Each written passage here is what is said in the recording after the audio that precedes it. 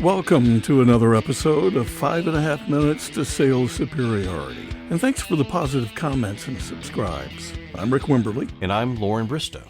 Today we talk about something that can be time-consuming and annoying, not always well done, but is a big step towards a successful sales cycle. And we're talking about the post-discovery executive summary. You know, that document that shows your prospect that you were really listening to what they've been telling you and that you're thinking ahead of solutions. I've been on the giving and the receiving end of these summaries, and what a difference they make. There's nothing I'd rather see after I've had the first real conversation with a salesperson than a summary of what really happened. Now, Lorin, are you talking about these automated meeting summaries produced by AI that are so popular these days? There are certainly lots of them now, and they can be helpful for some things, but that's not what I'm really talking about.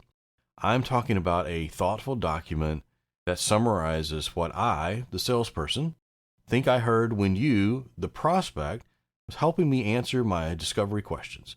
It can also lay the groundwork for building value as well as driving urgency. Yeah, sometimes you find out that what you thought you heard was not really what the prospect meant. And what a blessing that is when you're corrected. These corrections help you through the sales cycle. I know as a potential buyer, I appreciate it when a salesperson gives me in writing what was heard. And yes, sometimes I think they're off base. When I do, I just tell them. You know what happens? Better dialogue and understanding follow, and trust begins to build. What could be better? The problem is that even with some of the AI tools available, these summaries are time-consuming. And honestly, some people just don't do them well. So what do you suggest? Well, the first thing you have to do is accept the fact that the discovery phase of the sale, then the gut check, are integral to your success. A HubSpot study shows that sales teams that have a specific process for sales discovery are twice as likely to make quota.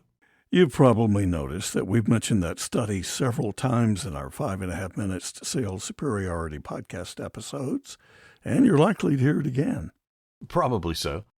Once you've prepared for your discovery, performed it, and analyzed it, of course, incorporating the 5 Ps we harp on, prep, players, pain, process, and plan, you're in a position to share with your client what you think you've heard and what you're beginning to think about that will help them solve the problems at the end, eliminate the pain. So what's your best guidance for communicating that info back to the prospect?